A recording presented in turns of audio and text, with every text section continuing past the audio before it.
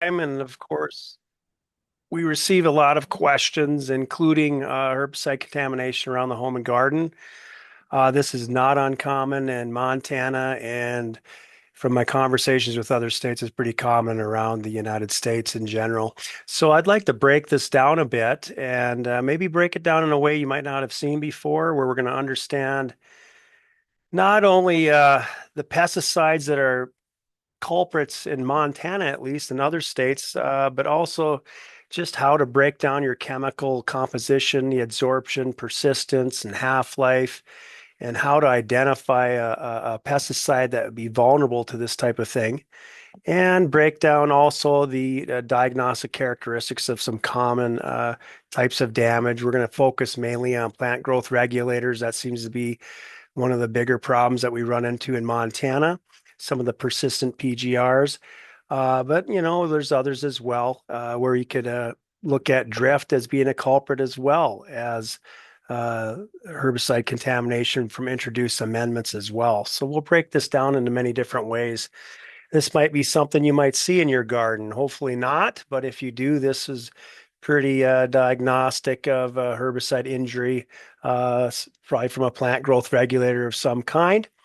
And that can range as much as from 2,4-D, which has a shorter half-life, to some of the more persistent chemicals, which could be picloram or aminopyrrolid. Some of these others are used in rangeland and in ag that can be introduced into non-target sites, such as around the home and garden. Now, this has been a long-term problem in Montana. We started seeing a rise in reports around 2009. We have some data that's tracking from 2009 to 11, where we had approximately just about 85 reports right in there from year to year. That was right after the registration of aminopyrrolid with Milestone, but that does not mean all of these were from Milestone or from aminopyrrolid. There were many that were introduced from manure or compost or clippings that were tainted with picloram or clopyrrolid or others as well. Um, but it just shows you the history in Montana. It's been around a while. We've been seeing this for years, and just checking with the lab from last year, it hasn't gone away. We had 115 herbicide injury cases in 2025. This report was supplied by Scudder Diagnostic Laboratory at MSU. Most of these were from residential yards or ornamental or vegetable garden settings. They did assess 73 of these samples. Some of these samples were sent to the analytical laboratory instead. Some were sent to enforcement at times as well. And just to break this down, I didn't break it down by percentage, but I just wanted to cover that this isn't all from carryover from introduced manure and compost. Some of this is just from herbicide drift. So we're going to talk about drift a little bit today, because that seems to sneak in with pesticide applications either by a neighbor or from the individual themselves, and they did not suspect this type of injury with the conditions they were spraying in. In addition to that, it could be from herbicide applications where it persists for quite some time. Aminopyrrolid is one. It does vary quite a bit with soil composition, but in many areas of Montana, we can see aminopyrrolid persist for years, or picloram or anything like that. And it'll give it time to get down into those roots, even if you don't see it that year. Sometimes it can take a year to see some of this injury. And I also like to mention at the very end here, this last bullet, that many cases were suspected to be herbicide injury, but they were other factors. It could be insects or pathogens, other environmental factors as well. So we have to find a way to diagnose this before we assume it's herbicide injury as well. And we'll cover a lot of that today. Now, I have two publications that we're going to cover, or I'm going to cover today, that definitely I'd recommend. If you want to learn more about this, we did produce one fact sheet called Understanding Herbicide Contaminated Soil Amendments. It covers a lot of what to look for with herbicide damage, as well as when purchasing your amendments, whether it's compost or manure, what to ask the vendors to ensure that you don't have contaminated compost. And it has many other items in it as well, including bioassay instructions, etc. We also have another mock guide, or a fact sheet through extension called Minimizing Pesticide Contaminated Soil Around the Home and Garden. This breaks it down even more by the types of chemicals that you could expect to be high risk, and it gives more instructions to the applicators as well on how to minimize this from uh, contaminating manure if they plan on distributing this, or grass clippings, and what to watch for. I'd like to break it down from carryover to drift, but whatever it might be, we have to understand the pesticide characteristics that would lead to this kind of problem. This is a field that was contaminated with aminopyrrolate, or a milestone product. I believe the individual collected manure from a pasture that he had sprayed milestone on. The livestock were not given enough time, or they should not have been introduced at that time to the field. The manure was collected, and of course, it does not break down in the livestock's digestive system. It actually concentrates. He collected this manure, and then he distributed it as a amendment across the field. And you can see we have some cupping in the field and some contamination that's causing some effects here for him. So it's not just around the home and garden. We're seeing this in ag fields as well, if not handled properly. And the first thing I want to talk about is just what chemicals can you expect this kind of thing from based on their chemistry. And we could break this down into solubility and absorption and persistence. I really want to focus on two of the big ones, and one is called adsorption, and that's with the D that you see here. Let me get my pointer out. That D. Absorption with a B would be more once it's sprayed on a plant or a pest, it's how it's absorbed. But this with a D, this has to do with the absorption potential, or KOC, that you see here. And this is the ability of these pesticides to actually get into these interstitial spaces of the soil itself. It's often due to charge, and it will bond with soil on contact. Now, some are so high, we have this super high KOC that we often won't see this as an issue for translocating into roots or getting into gardens through carryover. One good example of that would be glyphosate. So we often hear many individuals that are worried about glyphosate causing carryover if you plant your garden later on after a glyphosate application. Usually that's not true. Glyphosate on contact, it locks into the soil and it no longer is released. Even when suspended in water, very little is released. It's bioactive at that point. Now, glyphosate's still an issue for drift, but not an issue for leaching through the soil and translocating. And let's take a look here. This also has to do with the soil texture. So the KOC, or the adsorption potential, in combination with your soil texture, summarizes how it's going to lock onto your soil. So for something like glyphosate with this really high adsorption potential, it doesn't matter whether it's gravel or sand or clay, it's going to bind with all of them. But many chemicals are in between, so it really does matter. If you have a gravelly soil, you're going to have less of an attraction to the pesticide. There's going to be less of this KOC, less of the pesticide itself will bind with these interstitial spaces. We have less ability to bind. And this will go into the loamy soil, and in between be pretty healthy soil would actually be a little easier to bind with until we get the clay, which is it will bind readily with clay unless it's inundated the entire, if it's a clay pan at that point, you'll get runoff as well.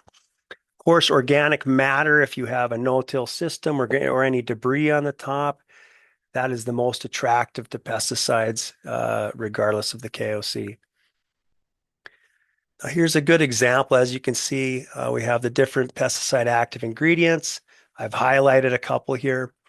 And then we have the KOC, which is also known as absorption potential. It coarsely relates to adsorption. And as you can see, glyphosate is super high at 40,000.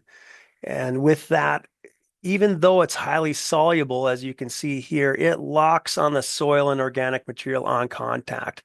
Because of that, we wouldn't expect any carryover with glyphosate.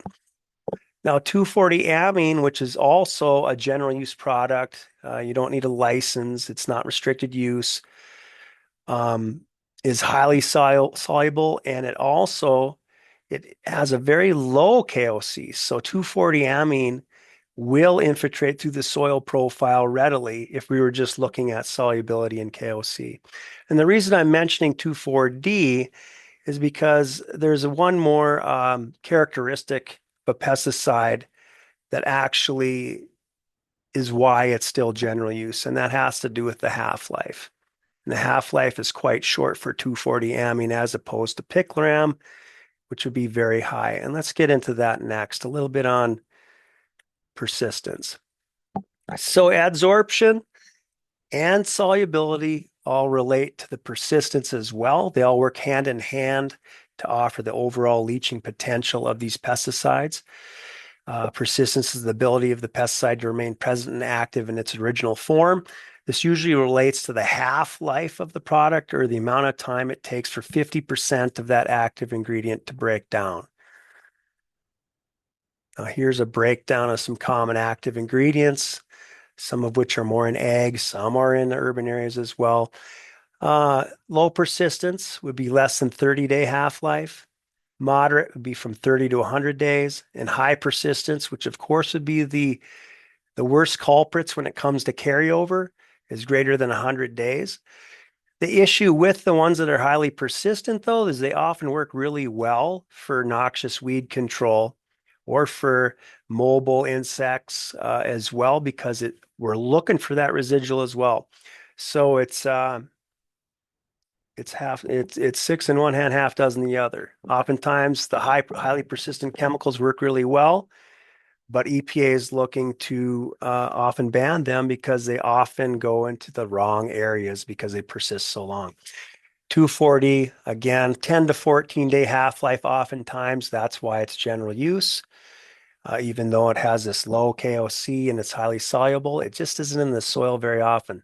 So usually with 2,4-D, we don't see too much 2,4-D that gets into the roots or is present in carryover. It can happen. It's quite rare. It's usually in that season. If you plant it right after the application, maybe. It's quite rare usually. The highly persistent chemicals, picloram is very common, greater than 100-day half-life. And that, again, is just the amount of time it takes for 50% of that active ingredient to break down.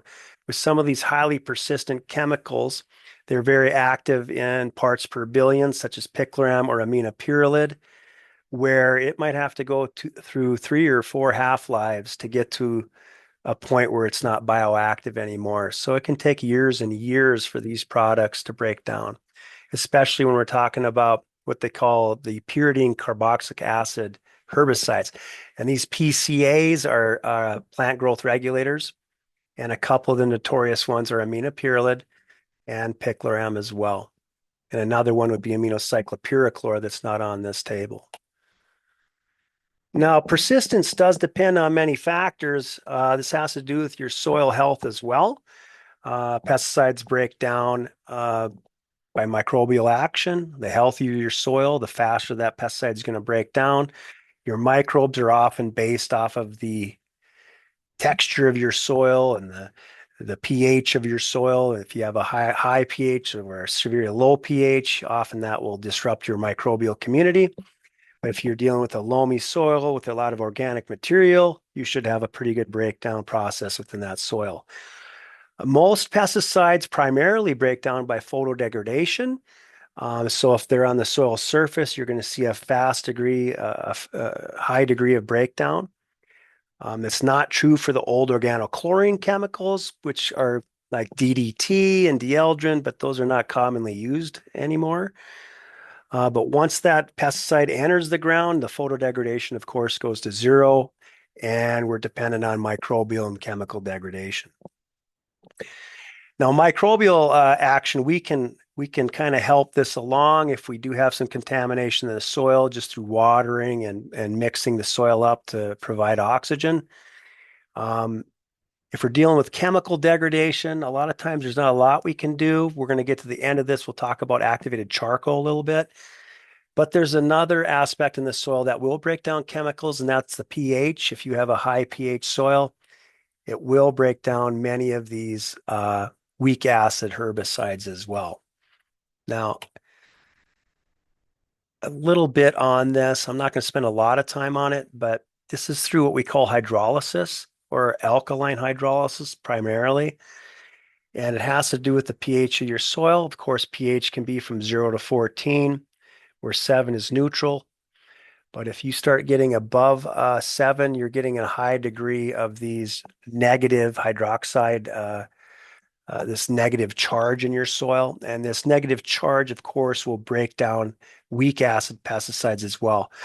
And this varies from chemical to chemical. Some common chemicals that it will break down readily in high pH would be like the insecticides, the carbamates, some of the organophosphates and pyrethroids as well. 2,4-D amine will break down readily in high pH too. And glyphosate becomes unstable. It will break down somewhat faster in a high pH, but this is an example of chemical degradation through hydrolysis. Oh, I don't know what happened here. It went to the wrong slide. I apologize. Not even sure how I did that. Okay. So this pesticide disassociation, here's a good example on the bottom. You have an intact 2,4-D amine molecule here. With the introduction, let's say it's a spray tank even, and you're introducing it into a high pH solution, it will readily break it down into a negative anion and positive cationic subunit. And these subunits often are not absorbed by plants as easily. So this is an example of dissociation or alkaline hydrolysis. A little bit more on carryover, and if you have some contamination in your soil, drought definitely extends this ability for these pesticides to remain in the soil. As you can see here, we have the y-axis is the percent herbicide remaining, and then the x-axis is the weeks after herbicide application. And you can see once the herbicide enters the soil, if it's a wet year, it's going to break down quickly as compared to a drought year. And if you read your pesticide product labels, oftentimes it will have rotation intervals. It'll tell you exactly how long you have to wait until you can plant a non-target crop. And this often has an asterisk or a different table where it will describe under drought conditions. It'll often bounce up the time that it'll take to break down, or it will just automatically refer you to doing a bioassay. And that, of course, is about limiting liability. Sometimes under drought conditions, it's very difficult to say when it's safe to plant your susceptible crops again. And here's a good table. This is out of that Minimizing Pesticide Contamination mock guide. And these are some culprits that commonly cause issues, especially in Montana. And these are common active ingredients. If you're asking a vendor or a local producer for their pesticide history, or they provide it to you, which I recommend before you collect manure or compost or grass clippings and use them in your garden. These are some common ones that can last for years if it enters your garden or your ornamental or urban landscape. Picloram, of course, common ones would be Tordon, and there's some others generic such as Grazon and Outpost and others.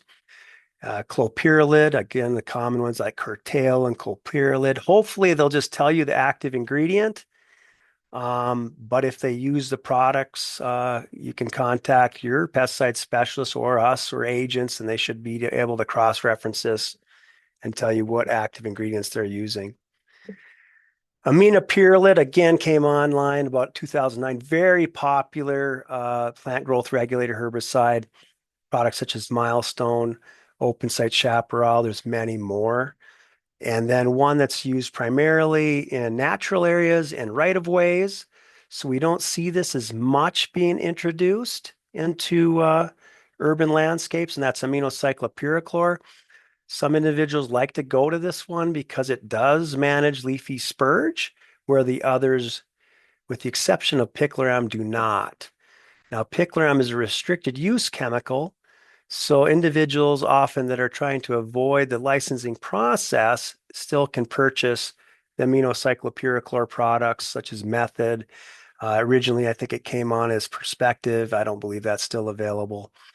But if it has the active ingredient aminocyclopyrrochlor, extremely persistent in the soil, can last for years, and it wipes out broadleaf plants as well as spruce and evergreen trees, pines as well. And these are on the table. These are all the pyridine carboxylic acid herbicides. PCAs are extremely potent. Always read the product label when in doubt, especially if you're someone that's applying the chemicals. This, of course, has the warning. This is picloram. Do not treat areas intended to be used for cultivating sensitive crops or other desirable plants. It requires up to 5 years for herbicides containing picloram to be deactivated in the soil. Clippings from grass or crops which have been treated with tordon should not be used for composting or mulching, nor should the manure from animals grazed treated areas or fed treated forage be used around susceptible plants. So many times we're very focused on aminopyrrolate and some of these new formulations, but some of the older ones are as potent as aminopyrrolate is or aminocyclopyrrochlor, and that includes picloram as well. Now, that was a little bit on carryover. We're going to go back into this at the end of the presentation and talk about what to do if you see contamination out there and what to look for. But let's focus a little bit on drift. I think oftentimes we focus so much on carryover, we forget about just drift itself. And drift, we often see as many complaints with drift as we do with carryover. So let's spend a little bit of time on what causes drift, what to look for, and what we can do about it. Of course, we have different types of drift. I'm usually going to focus on spray drift, where we're looking at pesticide that's carried in droplets. And there's many factors, of course, we focus on with this, and usually most often we look at wind speed. Now, with wind speed, we usually say if you're over 8 miles per hour, 8 to 10, do not apply chemicals. In the ag sector, we tend to get a little pushback there, but that's still our line. In the urban areas, I would recommend even lower than that if you can. You can use wind to your advantage if it's at 5 miles per hour. If it's blowing away from a sensitive site, that's perfect. But it's pretty tight in urban areas, so we often say to really watch the wind and do whatever you can to reduce drift. And that could be watching your temperature, for instance. As temperature rises above 80, 85 degrees, you're going to see a lot of volatility with these chemicals, and we can see vapor drift, where you'll see some symptomology weeks later and you swear you didn't see any drift at all, because oftentimes with vapor drift, you cannot see it. That has to do with the volatility of the pesticide as well. They work hand in hand with temperature.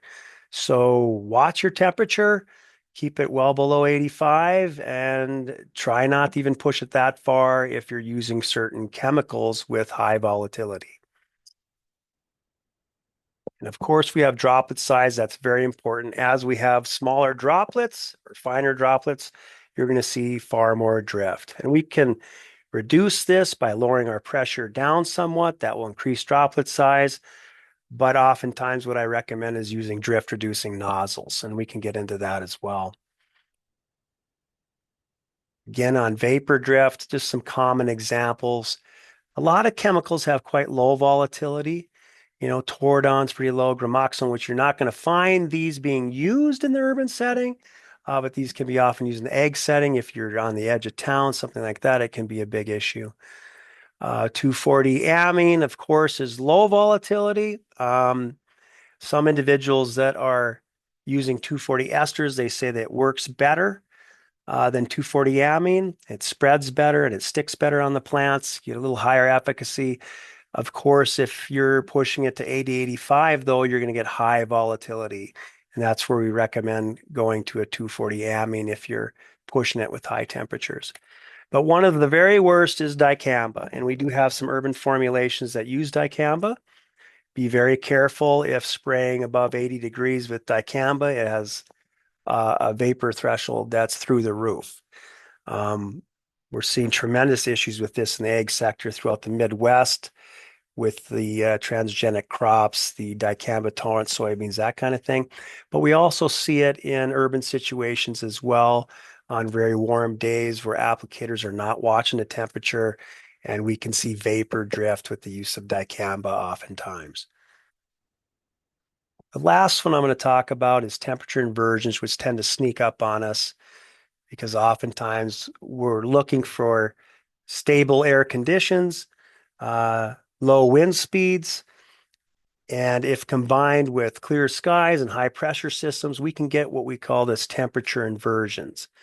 And this is when warm air is over cooler air. Temperature inversions tend to set up in the evenings in the summers, and they break down early in the mornings. Now, if you have a high pressure system and clear skies and no wind in that morning, this is a setup for temperature inversions, and you might see something like this with low-lying clouds where you're driving down a road and you can see the gravel hanging in the air. This is something to watch really close. You might see heavy dew on the ground, and it's just totally stable air. You're likely in a temperature inversion. That can sometimes be difficult if you're using sprayers that emit fine droplets. It will hang up in the air and just drift off site. This can be an issue to look for. Do not spray if you suspect an inversion. You will get away with a little bit if you have extremely large droplets. If you're using the drift reducing nozzles, for instance, that can help a lot if you're in a little bit of wind or you're kind of pushing your luck a bit. I don't know. I don't ever recommend that, but I know conditions are never perfect. So I always recommend getting drift reducing nozzles and getting the droplet size as coarse as possible. And this is another reason. We've looked at spray drift for years and years now at MSU Extension, Pesticide Education Program. And in the figure on the lower left, we asked 329 private applicators, have you ever sprayed when you knew it was too windy?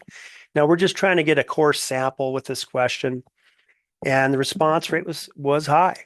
77% of applicators indicated they did spray at times throughout their lifetime. So if you haven't faced wind, you probably will eventually. And the question is what are you going to do about it? And that goes to the second question in the lower right. Has the spray drift damaged non-target adjacent crops according to the applicators themselves? And surprisingly, 47% indicated they did witness spray drift damaging adjacent crops as a result of spraying when they knew it was too windy. And this was a surprise because oftentimes people aren't talking about this. This isn't something people bring up oftentimes, especially if it's their neighbors' crops. So that it's happening in the ag sector, it's likely happening in urban areas as well. And my my point really is I'd like to say everything's settled at the local 7-Eleven or Conoco or whatever. It's not the case. People are getting more litigious. So be very careful if you're spraying in high wind. There's sensitive areas everywhere in an urban setting, so be very careful. Use coarse droplet size and watch your wind, watch your sensitive areas, and understand your mode of action and how it works. Now, there's various things you can do to reduce drift, like I mentioned, but some of these aren't going to work in an urban setting. What we're going to get at is increasing droplet size to show you how important this really is. Like if we're looking at 150 microns, that's the diameter of the droplet itself. Well, we can get a wind speed of 3 or 9 miles per hour, or 3 meters per second, I'm sorry. We can have this flight distance increase dramatically from 0.3 down to about 20 by reducing that droplet size down to 50 microns. And I'm going to show you a couple ways we can do that. In the lower left, you can see conventionally, a lot of people are still using these nozzles. If it looks like this, these are just the extended range flat fan nozzles. A lot of people use them. They can go from 15 pounds to 60 pounds per square inch. They were called low drift nozzles back in the 80s. That's simply not the case anymore. If you bring your pressure down to 15 pounds per square inch, your spray pattern's going to go to heck. Not going to work very well. Not going to have great coverage. What I'd rather recommend is going to what we call a turbulence chamber design. As you can see here, this is a common one. This is known as a turbo T-jet. That's one of the models. And it's wider on the top because that's a turbulence chamber that's reducing the pressure inside that chamber. And you can see drops in drift up to 50% compared to using the extended range flat fan nozzle alone. And still have pretty reasonable coverage with this as well. Now, the next one was called the air induction nozzle. You might have heard of it. It came out in the early 2000s, right in there. There's been a couple generations that have come out. This can reduce drift up to 75%. And it's very effective if you're using systemic pesticides, which most are, 2,4-D and aminopyralids or whatever you're using, dicambas and others are all systemics. Some that are not would be the diquats, the contact pesticides. This would not be very effective because with a contact pesticide, you need more coverage. The drawback, of course, there's many pesticides. There's some pesticides that can't be used with the air induction systems. At the very least, you could go with a turbulence chamber design and match up your droplet size, which is on your product label, with what these nozzles actually emit. And you can talk to your nozzle salesman to match that up perfectly. And what I'm getting at is on your product label, it will also give you a droplet size, oftentimes a range.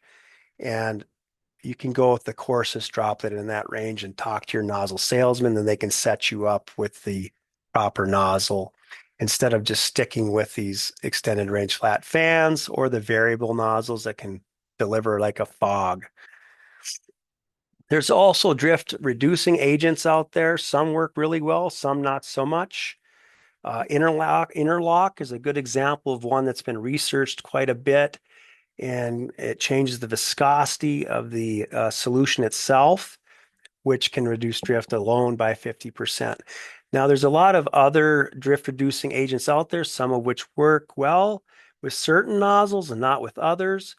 Some are designed for certain products. So that's where I often tell people to talk your pesticide registrant a little bit more about what they'd recommend for a drift reducing agent with their pesticide. But some of these work really nice. Once again, read that label. You hear it all the time because there's other things going on as well. We got the grazing intervals and all this other stuff I'm not going to talk about because it's not in an urban setting. But there's composting restrictions, which we've alluded to earlier. Definitely, this is the case with a lot of these persistent chemicals. And it will avoid this type of injury in your garden or avoid manure that's contaminated, that kind of thing. Again, this is with the milestone product label. You can see it has a lot here. I'm not going to read this whole thing, but of course it has warnings on how to use this product if you are going to collect grass clippings or manure.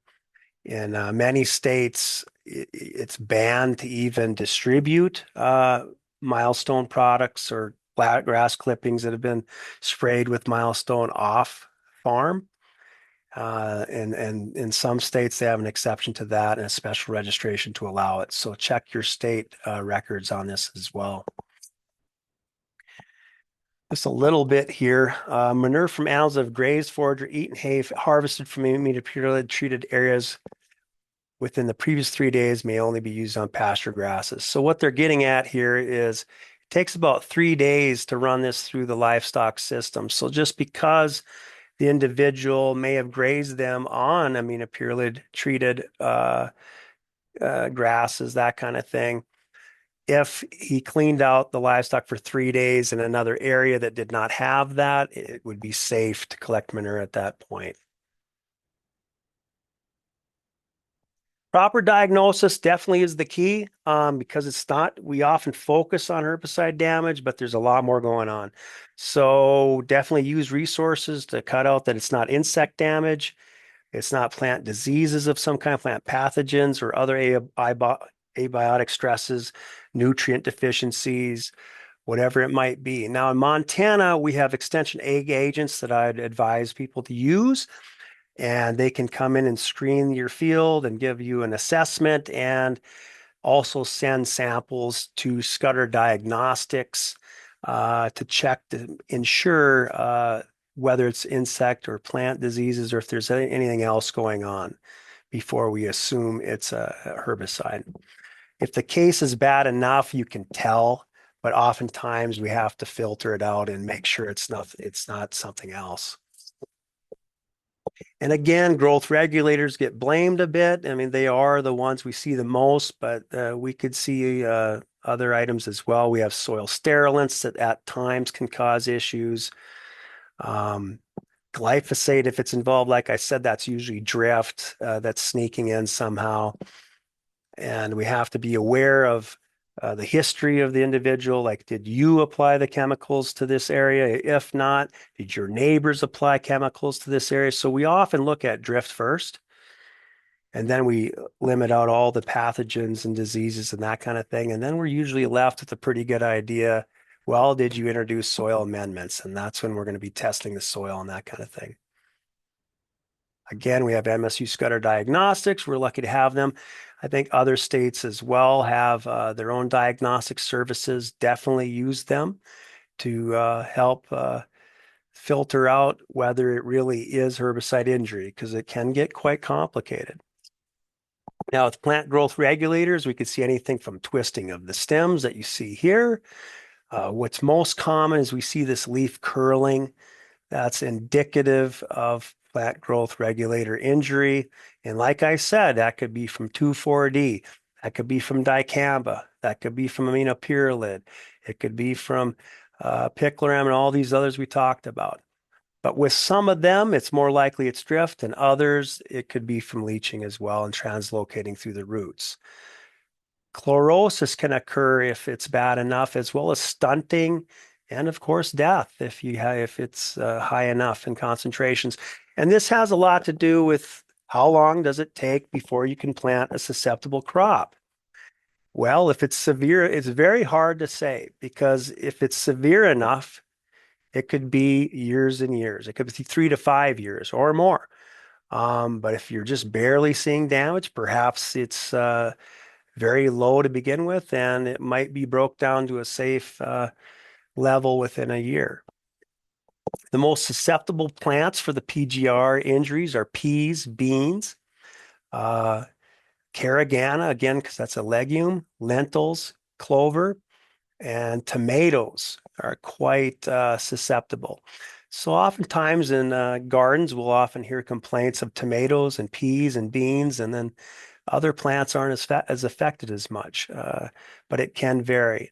If we see every broadleaf species in a garden affected, that means it's pretty contaminated, pretty high concentration was introduced at some time.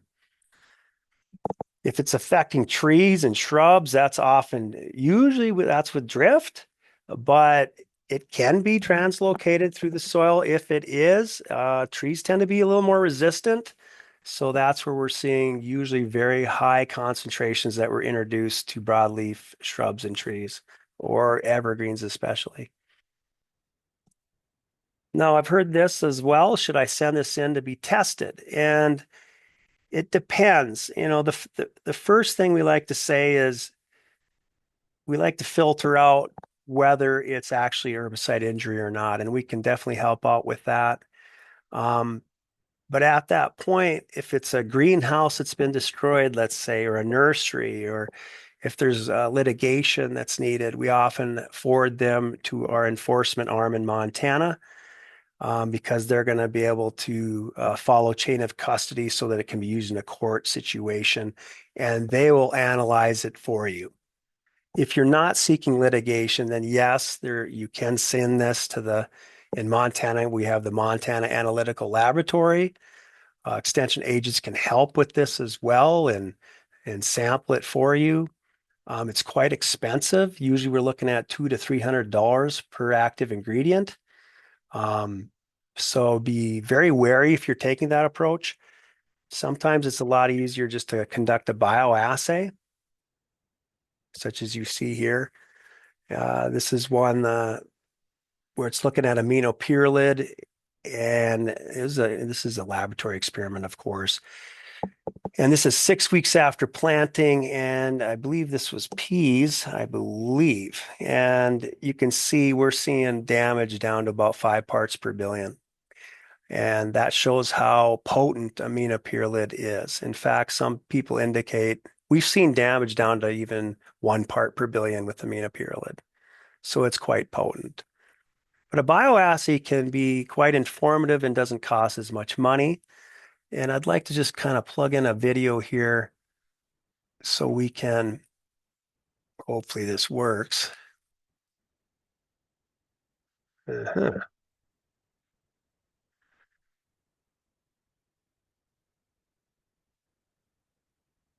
There we go. Soil sample.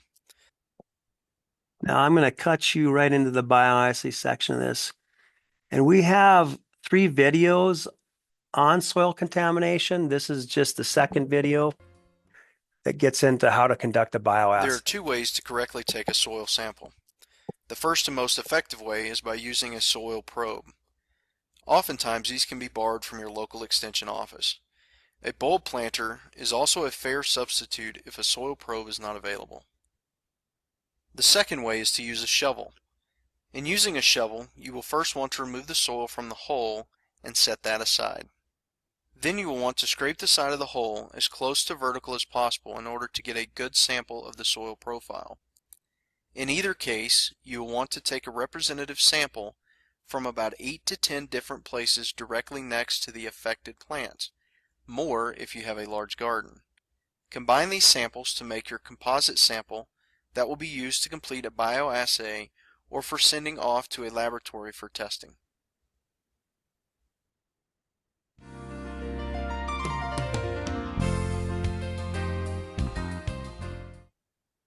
A bioassay involves using the representative soil sample from the garden area and planting seeds from a plant that is widely susceptible to herbicides, such as beans or peas. This test will help the gardener determine if the soil is the culprit in your garden or if it could be another source. To do this, place the garden soil sample in 4 to 6 pots. Then, fill 2 other pots with soil that you are certain is 100% free of herbicides, such as a commercial potting soil.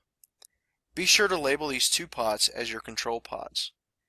Plant the bean or pea seeds in the pots according to the instructions on the back of the seed package. In 3 to 4 weeks, and after the plants have 2 to 3 true leaves, you will start to see the symptoms of herbicides if they are in fact in the soil. Another option is to perform a field bioassay where you can plant the seeds directly into the suspicious soil. Of course, for a more thorough investigation, another option would be to send the sample to a laboratory for analysis.